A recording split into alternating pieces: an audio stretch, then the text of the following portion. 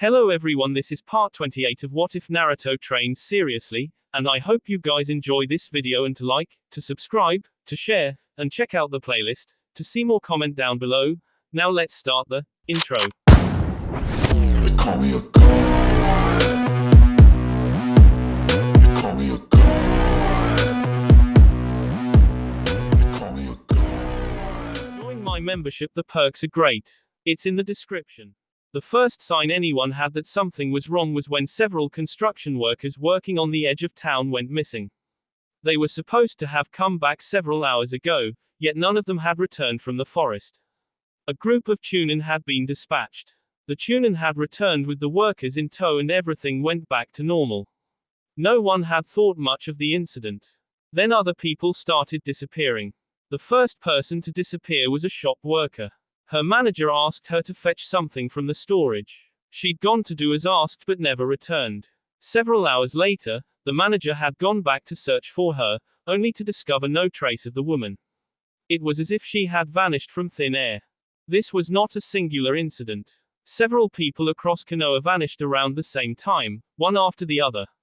There was no sign of anything having happened to them, no clues that could lead anyone to determining where they'd disappeared to. In order to keep the rising panic from spreading, the Hokage dispatched shinobi to each scene. That was when the trouble truly started. Zox. Iruka had always been an average ninja. He'd never aspired to become a jonin. Thanks to the stains on his past, he believed that he could better serve Konoha by teaching future generations of troublemakers like Naruto Uzumaki and Konohamaru Sarutobi. What's more, the pride that he felt at seeing shinobi that he personally taught reach heights most ninja never achieved was indescribable. Despite not being a jonin, or even a special jonin, Iruka did possess an innate danger sense. Even before the disappearances started occurring, he could tell that something was wrong. School was off that day, and so Iruka was working in the missions department, where he handed off lower grade missions to jonin with genin squads. He was actually the first shinobi to have discovered the missing persons problem when several concerned citizens came in claiming that so-and-so individual was missing.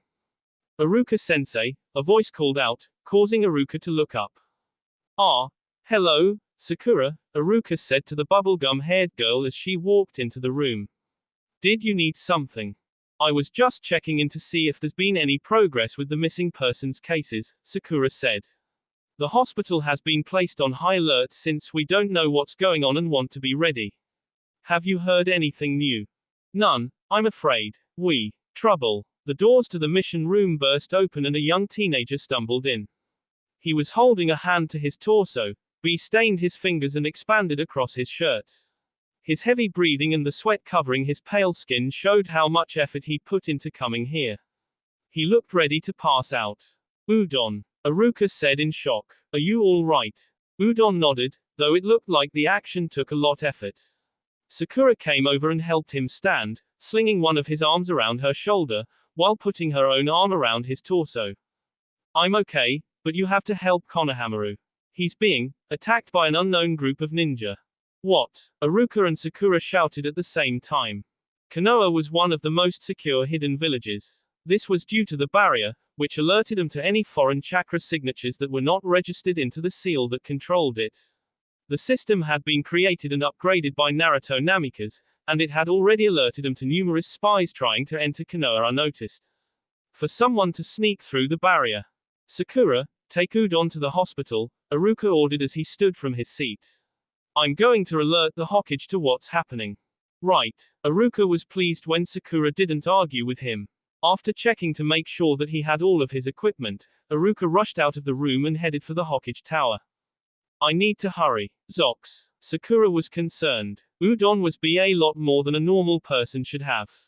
While she couldn't see the wound as she helped carry him, she could feel the bees soaking into her shirt.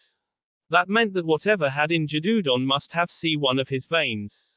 Unfortunately, because of the delicate nature when it came to healing internal injuries like a severed vein, she couldn't perform more than basic first aid until they reached the hospital. Hold on for just a little while longer, Udon, Sakura said. Udon nodded, though he could have also just been slipping in and out of consciousness. His head bobbed up and down as she half carried him into the hospital. As the doors closed behind her, she ignored the patients standing around and rushed further into the building. I need a stretcher. Sakura ordered the nearest hospital staff member, a young woman who she'd worked with on occasion. The woman took one look at Udon, her eyes widened, and then she ran off.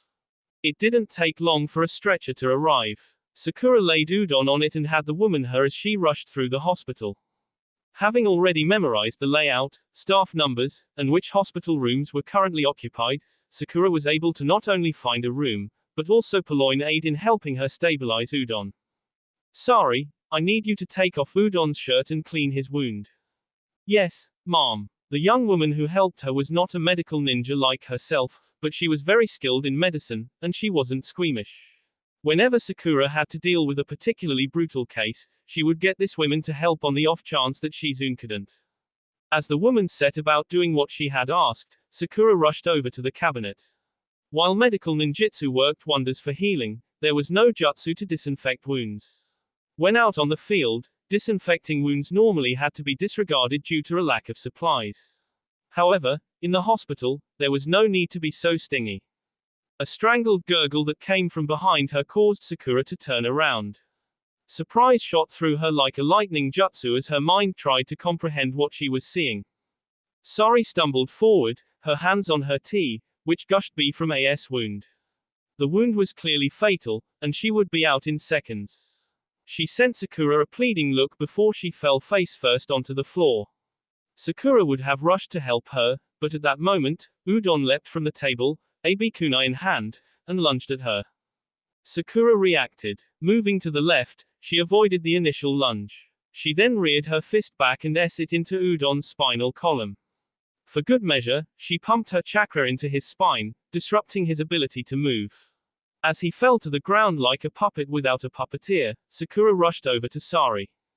Kneeling down, she turned the woman onto her back. Sari had already be a lot. Her sightless eyes were staring at the ceiling. However, she was still alive, and that meant that Sakura could save her. She went through a set of hand seals, activating her healing jutsu. As her hands glowed an ethereal green, Sakura placed them over Sari's tea. There was no time to clean and disinfect this wound.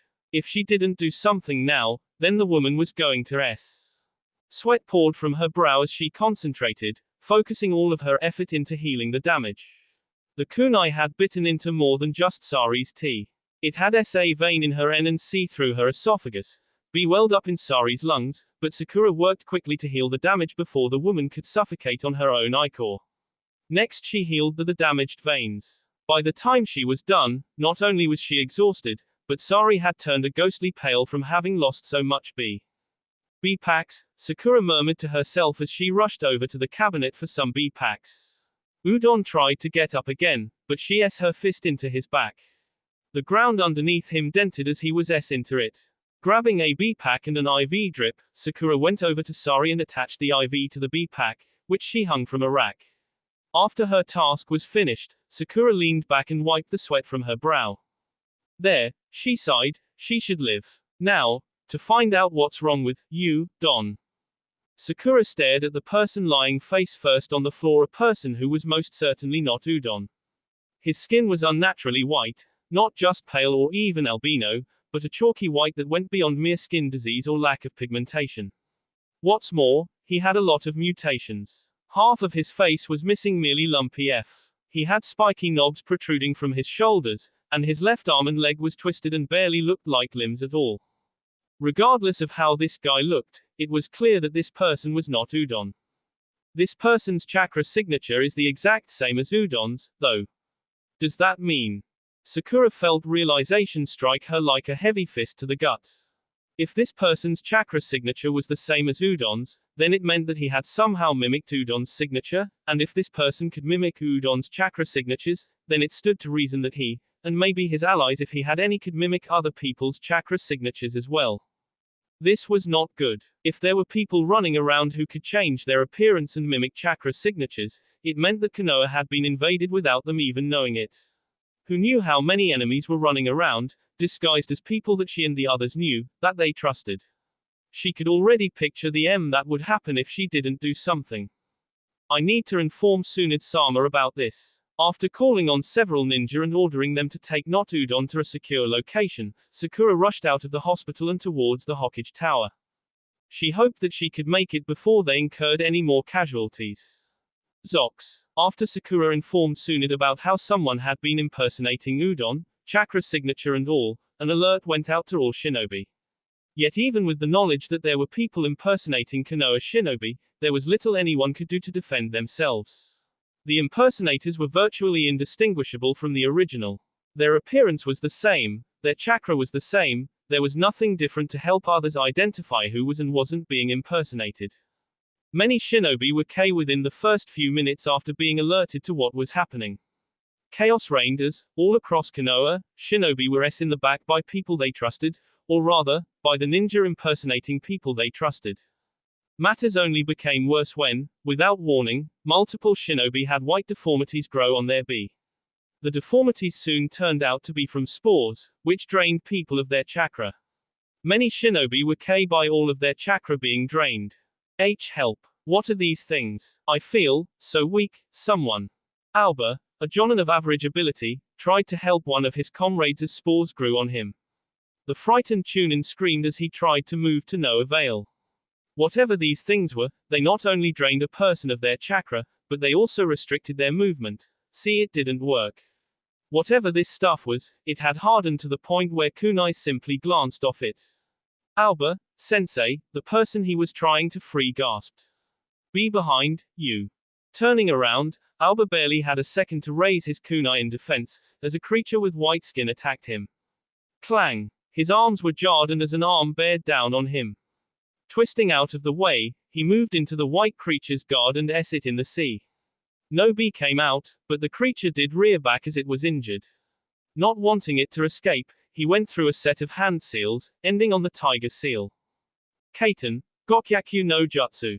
A massive ball of fire flew from his mouth. It hit the creature, which howled in pain as it was burnt alive.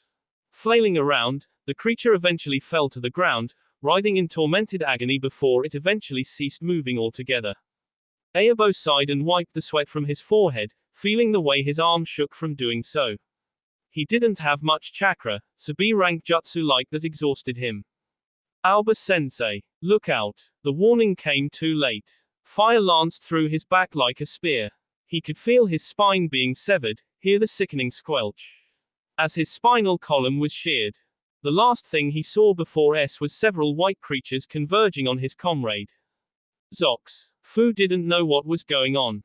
When the alert went out, Shino had told her to remain within the Aberrane clan compound. He'd said that it would be safer there.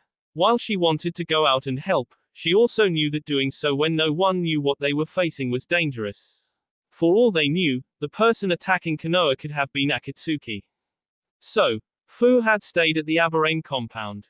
There were several other people with her, guards, whose job was to protect her.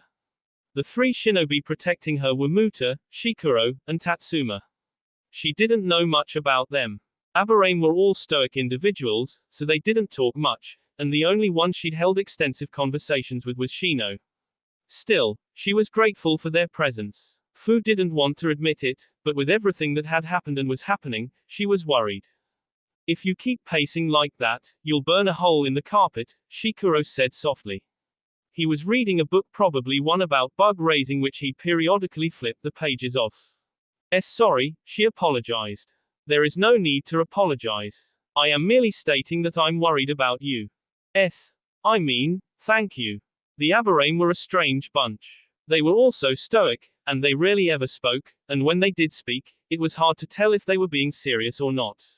Fu didn't mind the generally emotionless attitudes. These people had taken her in. Still, it did make it hard to know what they were thinking. Suten, Daibakusui Shoha. Neither Fu nor the Aberrane clan members had a chance to do anything as several tons of water destroyed the wall and S into them. Fu screamed as she was swept up in a massive tide of rushing water. She was dragged underneath the water's surface. The world spun around her. Everything was passing by in a blur. She felt a sharp pain S into her back, and she released a cry before she could stop herself. As all of the oxygen in her lungs was expelled, her body instinctively tried to breath more oxygen in, which caused her to choke as water filled her lungs. She must have blacked out. The next thing Fu saw was a clear blue sky. She blinked several times, trying to figure out what had happened to her. Lying to her left, she saw Shikuro Aburame. His form was inert. Was he S? Muta and Tatsuma were also there. They were lying not several feet away. They also weren't moving. A voice hummed. That wasn't as fun as I thought it would be. I was expecting them to put up more of a fight. Fu coughed several times, expelling water from her lungs. Nanabe's chakra helped her. She could feel it rolling within her, pushing the water out and evaporating what couldn't be pushed. With a gasp, her lungs were free, allowing her to take in several deep breaths.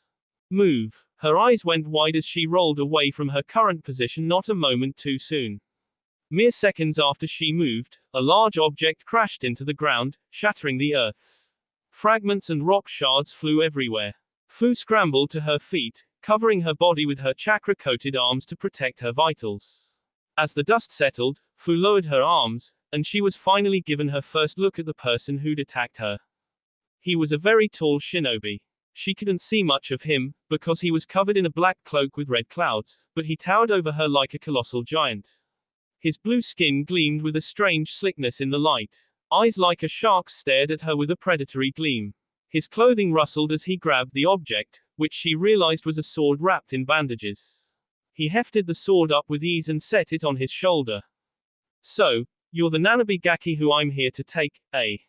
You don't look like much. Fu didn't know whether she should be insulted or not, but she knew that this person was trouble. Haiden, Rinpungakure no Jutsu. After going through a series of hand seals and taking a deep breath, Fu exhaled massive quantities of fine powder. The powder contained a luminescent quality. So bright was the powder that Kisum screamed in surprise as he was blinded, which allowed Fu to act. She quickly pulled on Nanabe's chakra. An intense aura engulfed her, bubbling over her skin, which became completely covered in blackish red energy that took the shape of a bug. Mushakui. Fu charged at Kisum, who still appeared to be blinded. She was almost on her opponent when, without warning, Kisum stopped stumbling around like a blind man and his sword into her face. Agony exploded as her nose broke with a loud crunch. With a shrill cry, Fu was sent flying backwards, pounding into the ground and rolling across it like a ragdoll. Her transformation slipped as pain overrode her senses. Lying on her back, Fu struggled to sit up. Hey, it's just like I thought. You might be a Jinchuriki, but you don't really know how to use all that power inside of you. Kisum grinned as he let his sword rest on his shoulder again. Fu glared at him, but he just chuckled. And now it's time to A. What the hell are these bugs doing here? Kisum's advance was halted when dozens, maybe even hundreds, of bugs crawled up his legs and latched onto him. He flailed around, swearing and cursing as he tried to fight them. It proved useless, and there was soon a legion of tiny insects crawling all over his skin. What the F? These things are eating my chakra. Where did these damn things come from? Kisum's flailing soon grew weaker and weaker, until, finally, he collapsed onto the ground and remained still. Fu stared at the bug-covered lump, unable to believe what she had just witnessed. During this time, Shikuro, Muta, and Tatsuma all walked around from behind a line of trees. While their clothing was soaking wet, none of them appeared to have been injured. Why, you're alive! Fu exclaimed in shock and relief. Shikuro adjusted his glasses. Of course we alive. An attack of that level wouldn't kill us. Are you all right, Fu? Yes, Fu said. I'm a little unsteady, but I'll be okay. I am glad to hear that. Now, let's leave. This place is no longer safe. I'm afraid I can't let you do that, a voice said from behind them. Before anyone could do anything, the body that had been covered in bugs exploded, sending water flying everywhere. Seconds later, a voice rang out all around them. Suten, Sukoden no Jutsu. A large shark burst into existence. Its watery skin revealed its origins as a powerful water jutsu. With a length that was several times longer than a human was tall and rows of sharp teeth, the creature looked like something straight out of a nightmare. Muto and Tatsuma leapt out of the way, but Shikuro, who'd been helping Fu stand, didn't have the time. He shoved Fu away from him, thereby sealing his fate. Fu watched, horrified, as the gigantic jaws of the shark clamped down on the Aburame shinobi. She could practically hear the sound of his bones being crushed over his screams of pain. Not long after that, the shark finished biting straight through him, sending the two halves violently careening away from each other. While Fu screamed at the sight, Muto and Tatsuma attacked Kisame without hesitation.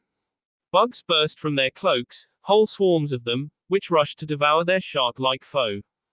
Kisame grinned. Suten no jutsu. The bugs stood no chance. As water shot from Kisame's mouth in a powerful torrent, the bugs were blasted away, and because they'd been doused with water, their wings had grown too heavy to keep them uplifted. All of them fell to the ground and remained there. Not yet. Suten, Bakusui Shoha. After needing more chakra in his stomach, Kisame spat out a great volume of water, which surged and swelled like a massive tidal wave. The shark-like man rode atop the wave. He was grinning.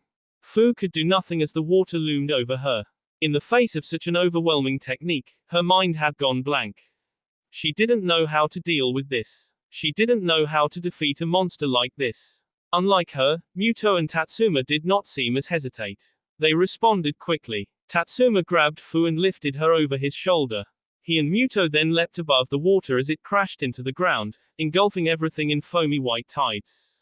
Suten, Goshokuzame. Kisame placed his hands on the water, and from his fingers, 5 sharks emerged.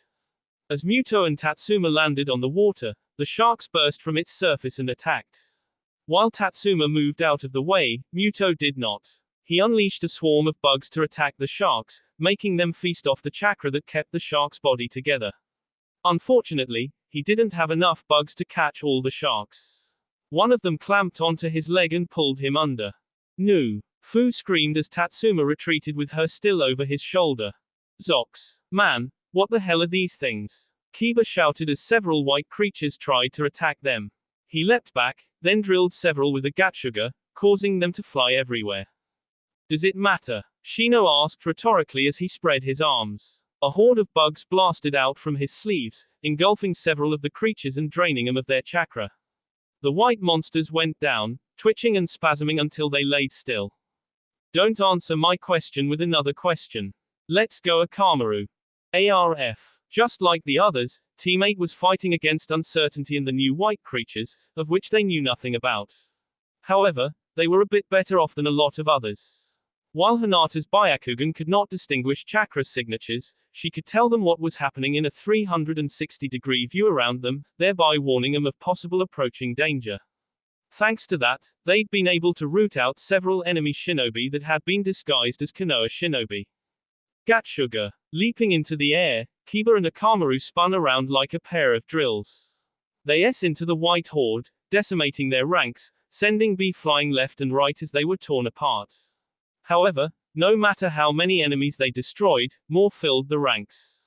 Man, how many of these guys are there? What are these things anyway? Demented clones.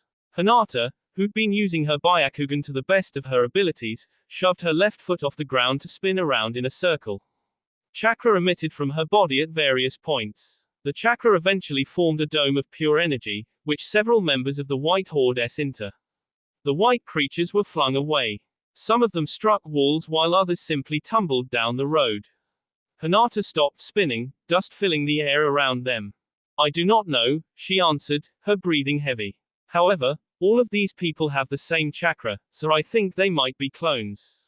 No two people can have the same chakra, Shino added as his bugs returned after consuming all the chakra of his enemies.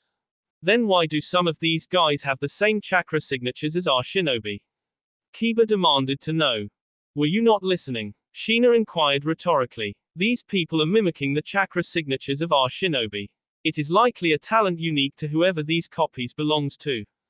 Damn bastards. Kiba scowled. Don't think I'm gonna let you people get off lightly for this. You hear me? As Kiba launched himself into the mass swelling of enemies, Shino sighed. Idiot, he mumbled before backing up his comrade. Zox. Deep within Konoha's underground prison, Sasuke sat against the wall. His knees were drawn up to his sea. He ignored the darkness, the coldness, and everything else. With his revenge complete, Sasuke had nothing left. He was an empty shell without a purpose. Movement caught his attention. He looked up as a figure appeared within a black portal.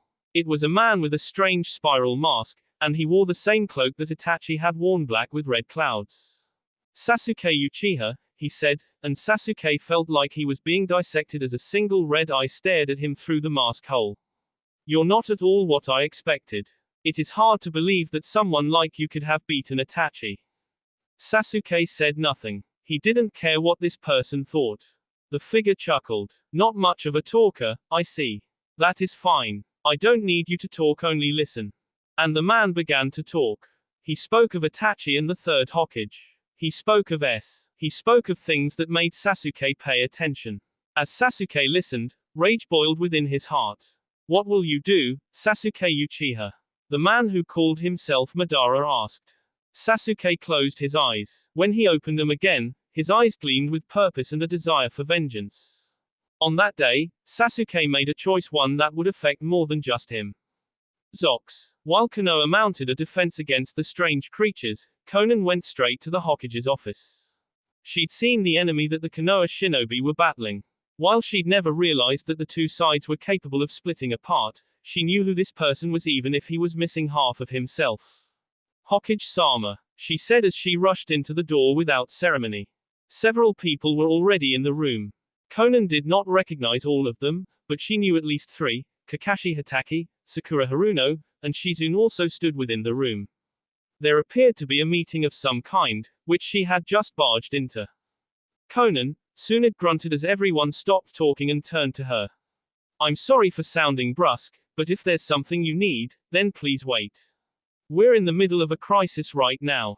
I know. That's why I'm here. Knowing that time was of the essence, Konan walked into the room and got straight to the point. I know who's attacking you. He's a member of Akatsuki, a creature known as Zetsu. So, the white creature attacking us is called Zetsu, Kakashi said. While his Sharingan eye was covered, his visible eye was sharper than a Raikiri. I thought he was supposed to be a man who looked almost like a plant. He is supposed to, but it seems like his white half and black half somehow became split. I did not know that was possible, but there is no mistaking that the creatures you've been fighting are Zetsus. Can you tell us anything about him? Asked Tsunade. I can tell you know what I know, but I don't know how much help it will be, Konan admitted. Zetsu is a strange creature. He should have a light and dark side, physically speaking, I mean. One side of him is supposed to black while the other is white. I saw a few of those Zetsus on the way here. It looks like someone took Zetsu and the black side off. He also seems to have several abilities that I was not aware of, and the Venus flytrap that Kakashi mentioned surrounding him is mysteriously missing. Tsunade's scowl deepened. Well, that's just great. So we're dealing with a mostly unknown Ani. Do you have any information that could prove useful? Konan knew that Tsunade was not angry at her. She understood that, but the tone in the Hokage's voice, the harsh quality it possessed, still made her flinch. I can tell you that Zetsu has always worked with Tobi, one of Akatsuki's members. She frowned. Tobi is merely an alias, however. The one who goes by that name is actually Madara Uchiha.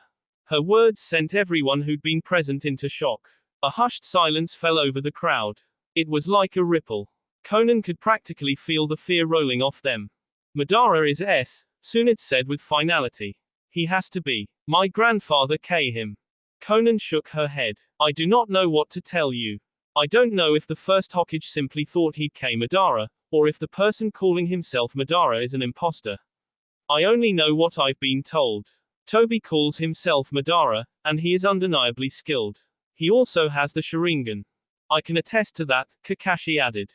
When we confronted him in the forest, I saw his Sharingan. Tsunade see into the frightened whispering that broke out. Let us go under the assumption that he is Madara Uchiha.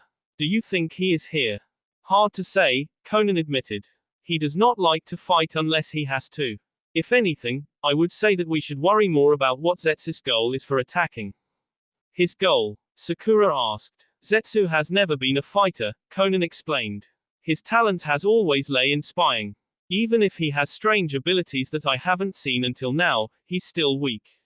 An attack of this level will not defeat Konoha, which means there is another reason for him to attack. Everyone fell silent. Konan also grew introspective as she tried to deduce the Zetsu's real purpose for being there. Truthfully, there didn't seem to be much reason for him to be there. Yes, he was currently sowing chaos, but now that everyone knew what to look out for, defeating him would be a simple enough matter. So, Why would he do something like this? Attack when there was no purpose, create panic when there was no reason, unless his reason is to cause a distraction. Hokage-sama, where is Fu? Conan asked. Fu. Tsunade frowned. She should be on the Aburame clan grounds. Her eyes widened as she began barking orders. Kakashi. Sakura. Head over to the Aburame clan grounds and locate Fu. Yes, Tsunade-sama. The two said at once. I'll go with you too, Conan said, only for Tsunade to disagree. Actually, I would like you here. I need you to help coordinate our defenses, since you know the members of Akatsuki the best. With all due respect, Hokage-sama, there is little that I can do to help. Zetsu has apparently been hiding several abilities of which I know nothing about. However, even if my knowledge of Zetsu is no longer reliable, my knowledge of whoever is working while Zetsu distracts us will be. There was truthfully only one person who could have been attacking at this point. Kisame. Everybody else was S, having been K by Naruto. Tsunade debated with herself for a moment, then sighed reluctantly and nodded. Very well. Go and help Kakashi and Sakura. If the person going after Fu is who I think it is, they will need help anyway. I'm at your disposal, Hokage-sama. Good. Tsunade clapped her hands. All right, people. Let's do this. Zox. Fu and Tatsuma stopped running after they reached a thickly forested area. Trees covered almost every square meter, and shrubs ran along underfoot. They were likely in one of the outlier training grounds that surrounded Konoha's surference. Sinking to the ground, Fu felt her entire body shaking in exhaustion, fear, and guilt. I'm sorry, she whispered. Tatsuma, who'd been standing near a tree and releasing a steady stream of bugs, turned to her. Sorry for what? For what happened? Muto and Shikoro-s because of me. Bringing her legs up to her sea, Fu wrapped her arms around them and tried to ignore the way her body shook. This is all my fault. If I had never come to Konoha, this wouldn't have happened. Tatsuma's glasses glinted in the low light that broke through the canopy. He tilted his head, as if considering her words, then he turned back to the tree and continued releasing bugs. We Aburame run on logic, he said after a time. An Aburame will never act on their emotions.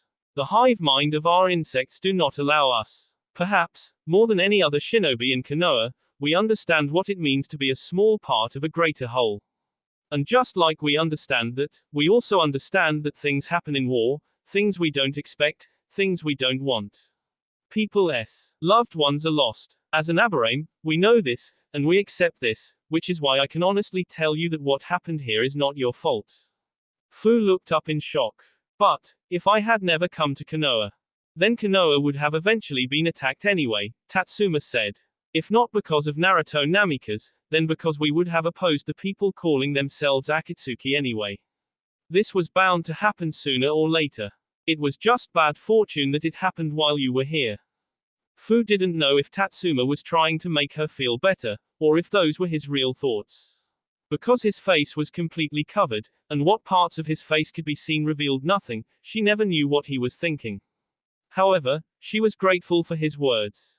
Or, ain't this a touching moment? A mocking voice rang out around them. Fu stiffened while Tatsuma directed his bugs toward an area near their position. The bugs swarmed over there, but they were destroyed by several large water bullets into them. A large object, a sword, suddenly shot out from behind a large bush. Left with little time to prepare, all Tatsuma could do was create a wall of bugs. It did little good. The sword apart the bugs and into Tatsuma, who cried out in agony as the bandages tore and spikes suddenly jutted from the weapon. As B ran down his body, the sword seemed to purr. Tatsuma tried to pull the sword off, but the moment he touched the handle, spikes erupted from it, impaling his hands. Tatsuma screamed as the protrusions went through his palms and out of the back of his hands. The purring also grew louder, then, without warning, the sword wrapped around Tatsuma, and a large mouth appeared at its point. Fu could do nothing but sit there, terrified as the sword chomped down on Tatsuma's head, then slowly ate the rest of his body. She quaked as B splattered the ground. Her breathing became so harsh she might have been hyperventilating. The sword, engorged from having eaten somebody, purred in a satisfactory manner and released what sounded like a burp. Chuckling, Kisame knelt down and lifted his sword by the handle. How was that samehada? Was it good eating? Jijijijijijigi. Good. I'm glad you're satisfied. Standing up to his full, intimidating height, Kisum grinned at Fu. I guess it's now time to deal with the squirt. I think I should chop her legs off so she can't run away anymore. Before Kisum could get any closer to Fu, several hundred shuriken made of paper through the thick foliage. Kisum brought up samehada, blocking his vitals with the large sword. Several shuriken still penetrated his hitting his thighs, arms, and stomach. B ran from the wounds, but Kisum seemed unbothered. Well, now, Kisum started with a grin as several people landed in the clearing. I never expected to see you again, Conan. Standing protectively before Fu was Conan, Kakashi, and Sakura. Zox. Naruto wiped the sweat from his brow as he looked at the afternoon sun. It was midday. The sun overhead was bearing down on him and the others as they worked. All around him, Konoha and Yuki Ninja searched for survivors. They hadn't found many, which was expected considering the amount of damage that had been done to this place, but they had found a few survivors. Naruto. Yugito's voice alerted him to her presence. They'd split up a while ago to cover more ground. While Naruto was worried about her, Kyuki was staying by the woman's side in case she had a relapse. Turning to her, Naruto saw that she looked surprisingly happy for some reason. There couldn't have been many reasons, and he quickly deduced that they'd found another survivor. Running alongside her, trying to keep pace with the more athletic woman, was Kyuki. The queen looked close to collapse. On any other occasion, Naruto would have chuckled.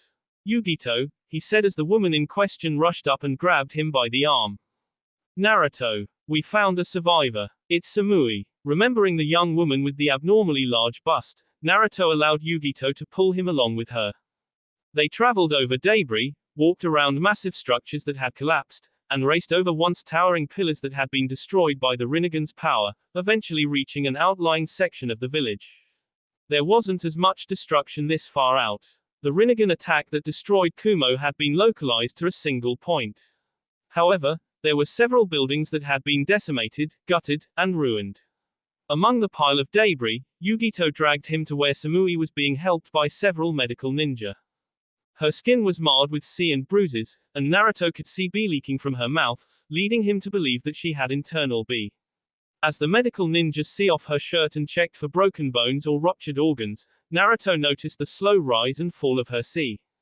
Samui, Yugito said as she knelt beside the woman. The medical ninja ignored her presence and continued working. Samui, it's me. It's Yugito. Samui didn't respond. Naruto looked at Kyuki, who noticed him and turned her head, gracing him with a sad smile. Naruto wrapped an arm around Yugito, pulling her close for comfort. She didn't resist him. Her body shuddered against his, causing him to lean forward and kiss her forehead. Don't worry, Yugito. Samui will be fine once she gets medical attention. I know. Yugito turned in his arm and buried her head in his face. Thank you. Naruto didn't know why she was thanking him. He'd done nothing to be thanked for. You're welcome, he said anyway. Sometimes, simply being there was enough to earn someone's thanks. Zox. Suten. Sukoden no Jutsu. Suten. Sukoden no Jutsu. Two large sharks burst into existence, their identically watery forms clashing together and blasting liquid everywhere in a misty spray. Conan, who stood several feet as Kakashi and Kisum clashed, casually blinked at the incredible display of prowess that the copy ninja was wielding. I know of the Sharingan from Itachi, but this is my first time seeing it being used up close. It truly is a fearsome dojutsu. Hey, you wield the Sharingan well for someone who isn't an Uchiha, Kisum complimented as he grabbed Samehada by the hilt and swung it forward. Thank you. Kakashi leapt backwards, avoiding the attack. He threw several shuriken, which went wide of Kisum, who kept rushing in until Kakashi yanked on the wires in his hands and entangled the missing Kiri ninja. Coming from someone who was partnered with Itachi, that is a high compliment. Chidori. Lightning traveled along the wires, sparking and crackling.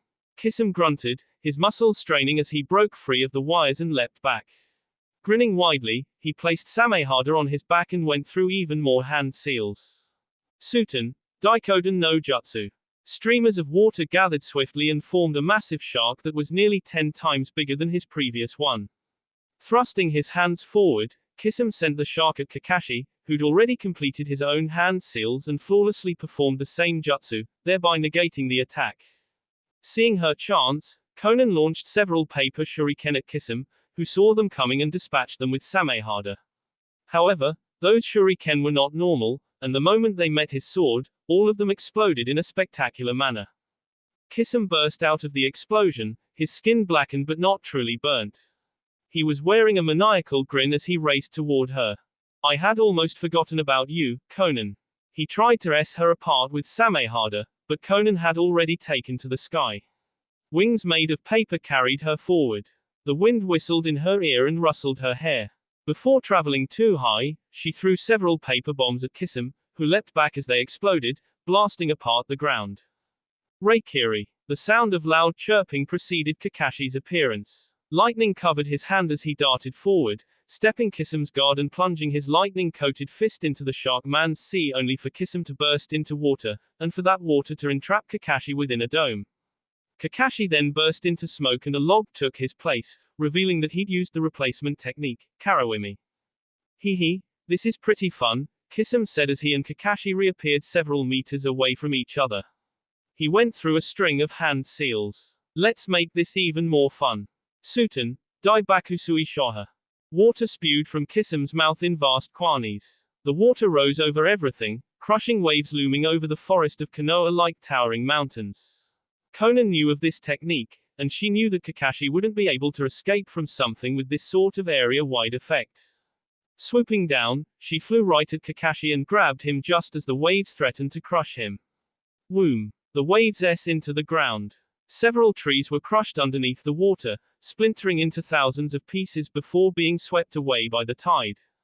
Thanks for the assist, Kakashi said. You're welcome.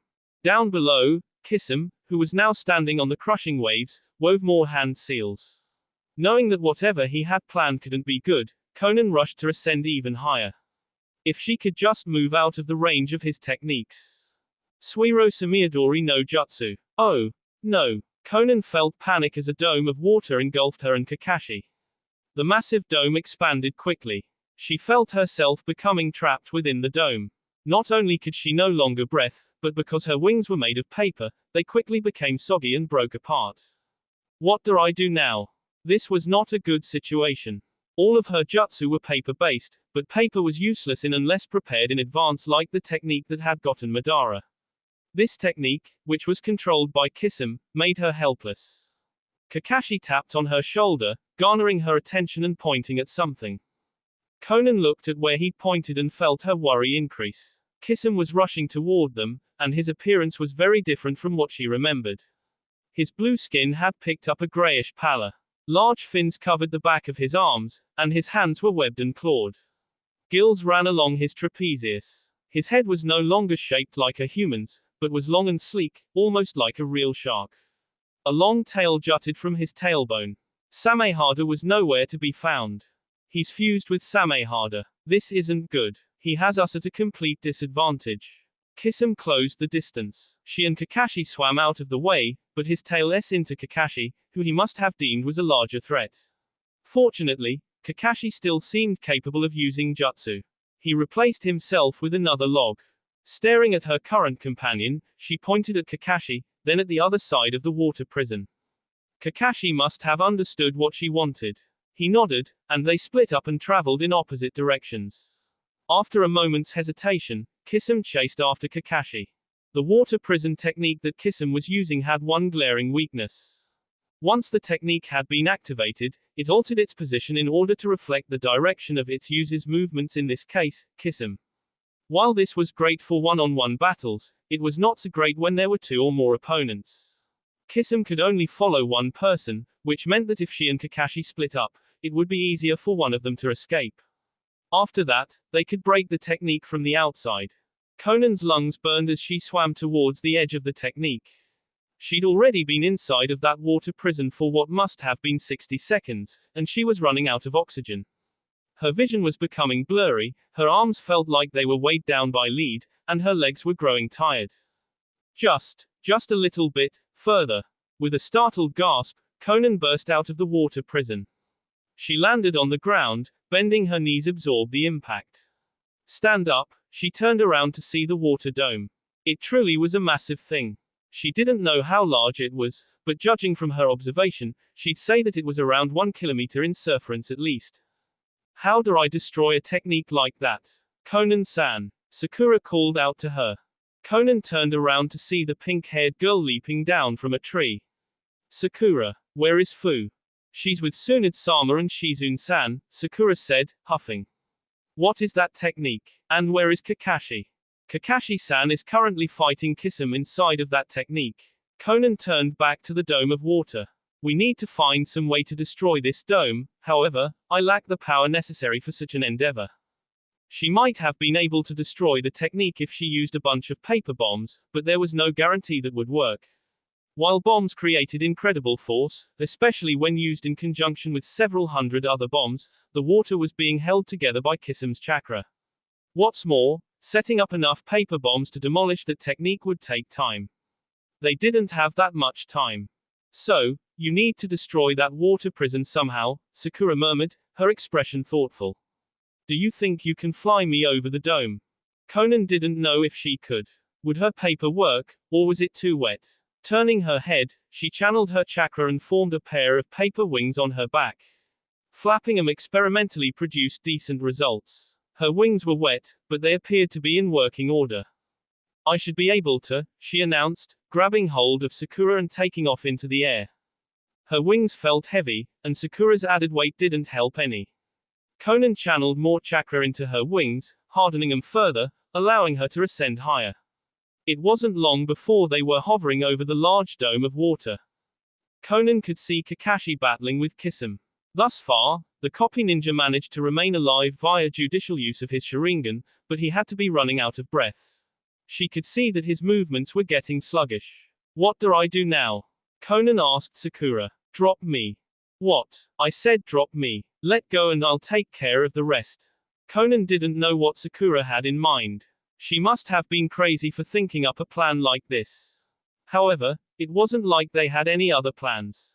Conan let go of Sakura, who plummeted toward the sphere of water like a rock. The pink-haired girl reared back her fist. Was she actually planning on punching this thing? Shanaro. She was, apparently. Conan could only blink as Sakura yelled out a strange battle cry and her fist into the dome of water. She expected the young woman to simply sink into the water. What happened next shocked her. Starting from the point of impact and spreading across the entire prison was a large ripple. The dome soon began to undulate. Then, without warning, the entire thing exploded. Water flew everywhere. Conan closed her eyes as she was struck in the face with enough water to drown a dragon. Her wings, thoroughly soaked, were unable to remain cohesive and broke apart.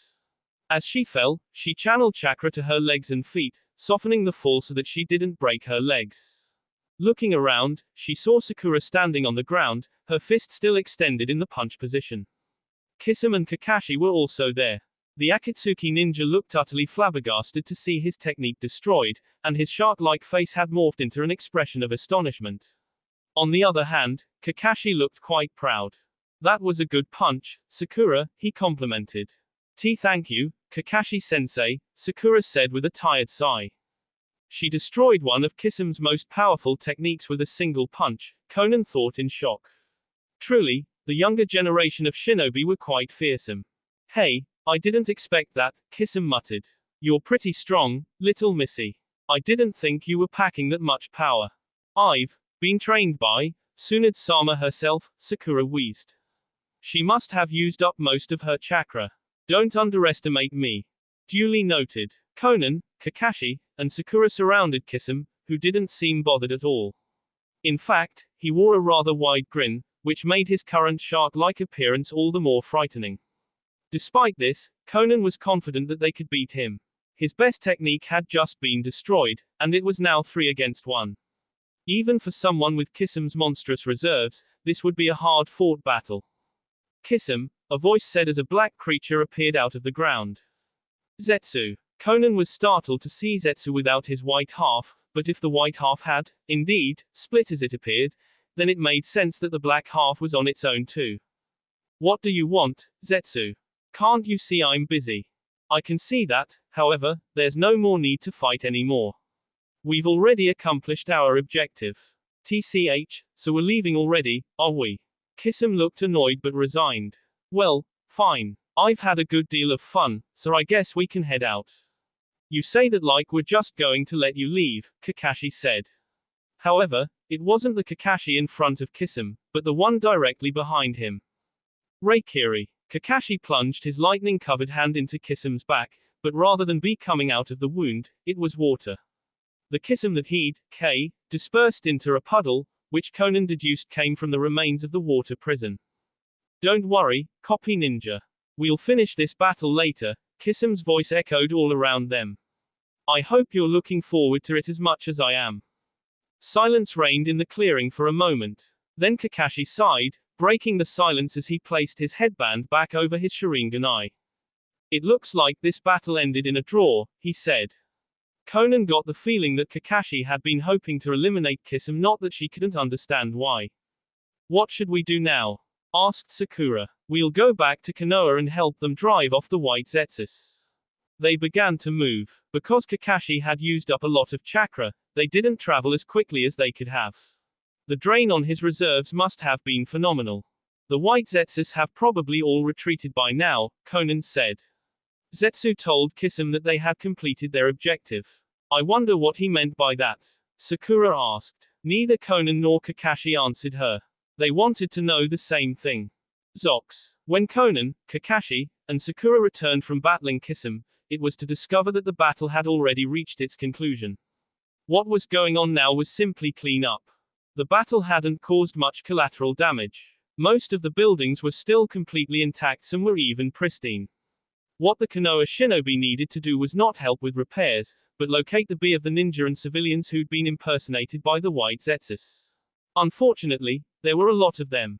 Conan stood in the Hokage's office with Tsunade and several others. She decided to lend aid by offering the Hokage whatever expertise she could. It wasn't much. Zetsu apparently had more powers and abilities than either she or Nagato had been aware of, which meant that Akatsuki was even more divided than she had assumed. It was becoming clear to her now that she and Nagato had merely been tools for Madara. Though she didn't know what his ultimate purpose was, she understood that it likely wasn't the goal that Nagato was aiming for. This situation has become even harder to grasp. Several people came into the office, ninja who'd been helping with the cleanup. Conan didn't recognize them, but that wasn't surprising. Status, Tsunade said while keeping her fingers laced in front of her, as if to try and shield herself from more bad news. We've located the bee of more than 2,000 civilians and 1,500 shinobi, though the numbers appear to be rising.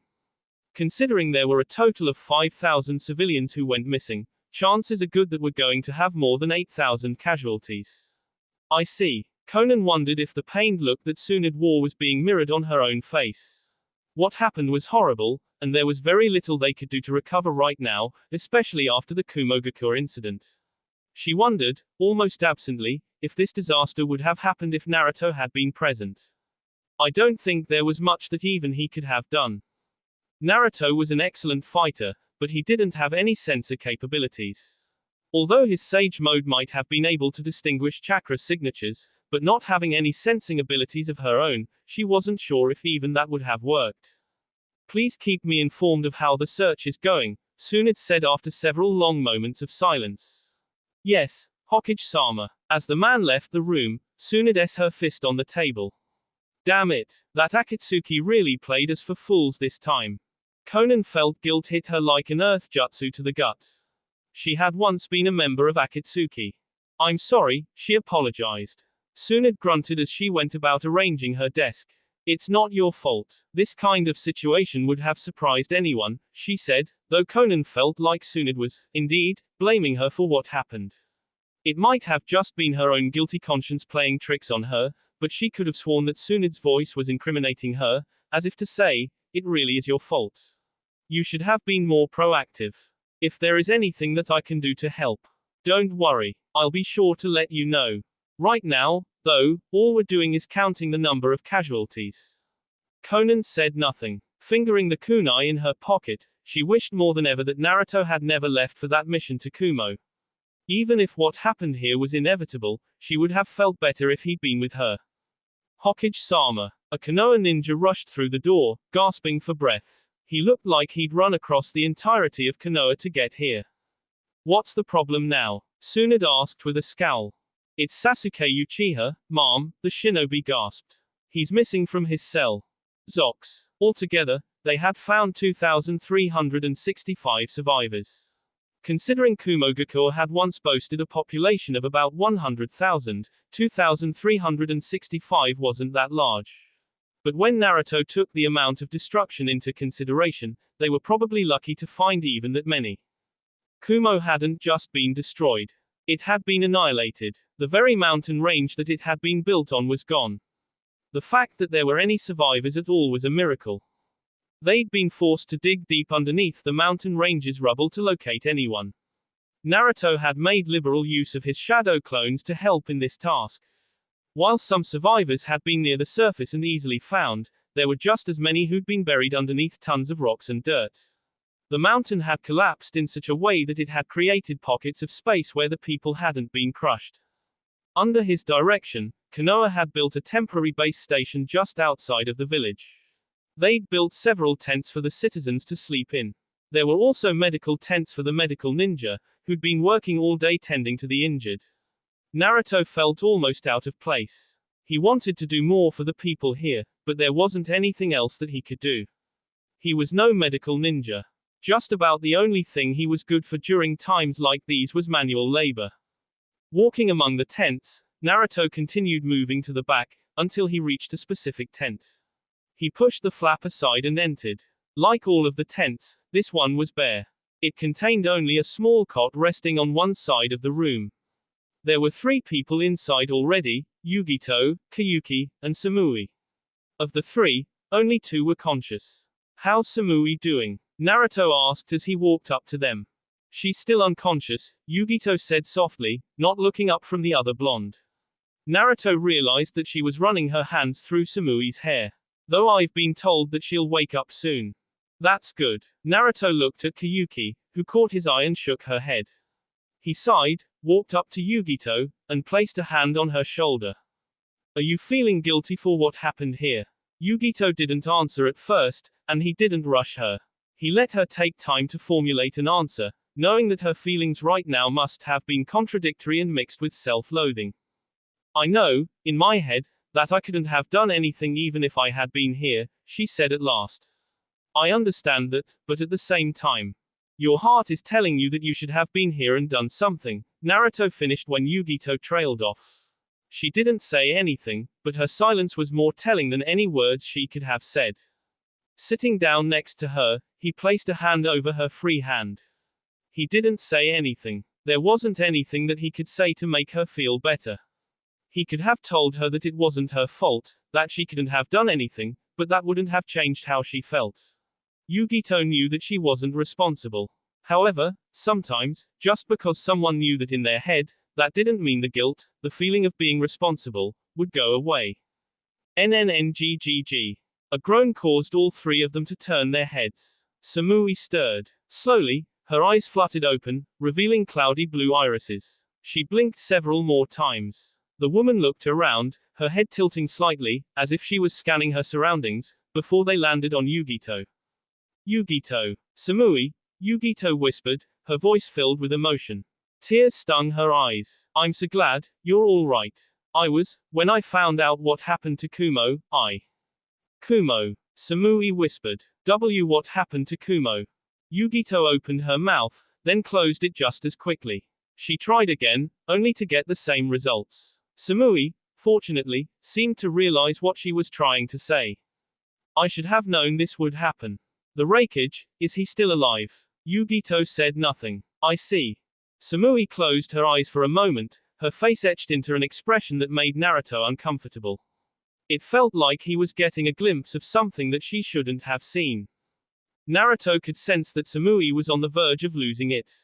Yugito also appeared to be withholding her tears. He looked over at Kayuki, silently seeking her advice. She tilted her head toward the door, then gestured to themselves. Naruto took the hint. Yugito, he said, leaning over to speak softly into her ear. Yuki and I are going outside to check on how the other survivors are doing. Are you two gonna be okay alone? Yugito turned her head. She gave him a watery smile before leaning over to kiss him on the cheek. We'll be fine. Thank you. Gracing her with one last smile that he hoped was reassuring, Naruto took Kiyuki by the hand and led her outside. Several seconds after the flap closed behind him, the sound of despairing twin wails echoed from the other side. He placed a silencing seal over the tent. Whatever happened in there was no one's business but Yugito's and Samui's. Neither of them spoke for a long while. They walked through the series of tents, watching as Konoha and Yuki Ninja traversed the small area doing whatever they could to lighten the Kumo survivors' load. Several saluted or bowed to them as they passed. A line of people could be seen several meters away, the refugees of Kumo that were conscious. Even though they were carrying plates of food, courtesy of Kiyuki's chefs, their expressions remained despondent. What are we going to do about all of these displaced people? Kiyuki asked Naruto. He was grateful for the chance to speak. I'm not sure yet, Naruto admitted. We certainly can't do nothing, which means we'll need to see if there are any nations willing to take them in. I wouldn't mind letting them come to Konoha, but I'll need to clear that with the Hokage, especially since there are so many people. If it was just 1, 2, or even 100, there wouldn't have been a problem with relocating them to Konoha. However, with 2,365 survivors, that was too many to consider relocating without deciding on other factors that would come with such a large population increase. There would, first and foremost, be the issue of housing. With so many refugees, they'd need to find a place for all of them to stay. This was on top of things like provisions and several other issues, not the least of which was having all of them undergo a psychoanalysis to see anyone might be suffering from PTSD or other mental illnesses due to trauma and stress. There was a lot more to consider than simply, should we, or shouldn't we?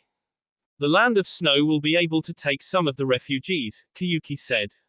Now that we have the heat generators, we're not short on supplies. We've recently even advanced in the study of agriculture and have a surplus of food, particularly rice. I'll talk it over with my advisors to see how many we can take without putting a strain on our resources. And I'll see about asking Tsunade-sama if we can allow to rest to take up residence Konoha, Naruto said. They stopped several meters outside of the encampment. He turned to Kiyuki and slid his arms around her waist, pulling her close. In return, she placed her arms around his neck. Holding her like this, Naruto enjoyed the way she felt in his arms. His only regret was that she was wearing so many clothes that he couldn't feel the lithe curvature of her waist. Thank you for doing this, he said, presenting her with a soft smile. Kiyuki shook her head. You know that I'm more than happy to help. What happened here is a tragedy, but it would be even more tragic if those of us in positions to help did nothing. Spoken like a true daimyo. Naruto leaned in while Kiyuki tilted her head up and stood on her toes. Slowly closing his eyes, the last thing that Naruto saw was Kiyuki doing the same. Naruto Teiko. A voice rang out, causing him and Kiyuki to jerk away from each other as if they'd been standing next to a paper bomb. What is it, Izumo? Naruto asked, hiding his scowl. We've just received a letter from Konoha. It's addressed to you, Izumo said, holding out a letter. Frowning, Naruto took the letter and undid the clasp holding it closed. Reading the contents, he felt a sudden sense of exhaustion well up inside of him. What's wrong? Kiyuki asked. In response, he handed the scroll off to Kiyuki. It was technically a breach in protocol to reveal something that was meant for his eyes only, but since everyone would know about it soon, he didn't see the problem. Kiyuki read the scroll and gasped. It seems Konoha had some problems while we were away. Naruto wore a mirthless smile. Zox. They had gathered. Pain looked down at the people who'd come at his behest. He saw the headbands of numerous shinobi villages, Takagakure, Getsugakure, Hoshigakure, Ishigakure, Shimogakure, and many others. All of them were looking up at him, waiting for him to inform them of why he'd asked for this meeting. He stood on the balcony of his headquarters in Omegakure. The rain didn't pour that day. He had stopped it for this meeting, though that did not mean that he wasn't keeping an eye out. His eyes saw more than anyone present could have expected. Since the founding of the hidden villages, 5 villages in particular have stood at the top. Pain started. Konoha, Kumo, Kiri, Iwa, and Suna. These 5 villages, which have been known as the 5 greatest hidden villages, have not only stood at the top, but they have trampled the smaller villages, like yours, underfoot. Pain paused, listening to the way the shinobi down below him muttered. They were discontent. That was good. For decades now, the minor hidden villages have been trampled on by wars waged by the 5 great nations. We've suffered more casualties than anyone else, not because we took part in their wars, but because we were in the way. Our people have been butchered, caught in the crossfire between the uncaring shinobi villages who speak of peace but wage war. The discontent mutterings grew. He could see it on their faces, the anger at their situation, their rage at the 5 great nations. He would turn that rage into a bonfire of hatred, and then he would forge that hatred into a sword, which he would wield at the 5 great nations. However, the time of the 5 great nations is coming to an end. Less than a week ago, I destroyed Kumogakure no Sato. His proclamation was not met with silence, but with more whispering. No doubt they knew this already. If one man can destroy a single hidden village, then what could an army do? If one person can defeat one of the most powerful nations ever, then what could we do if all of the minor villages band together?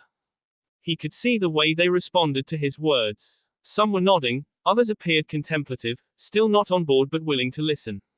That was fine. By the end of this night, every one of these people would join him, or they would Zox. Shibuki never could have imagined that something like this would happen.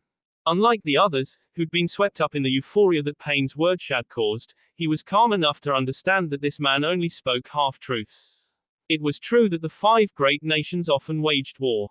It was also true that the minor nations and villages were sometimes caught up in these wars.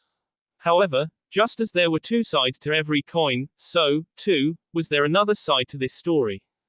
While the great nations waged war, they also helped the smaller villages, even going so far as to risk themselves for the safety of those they were allied with.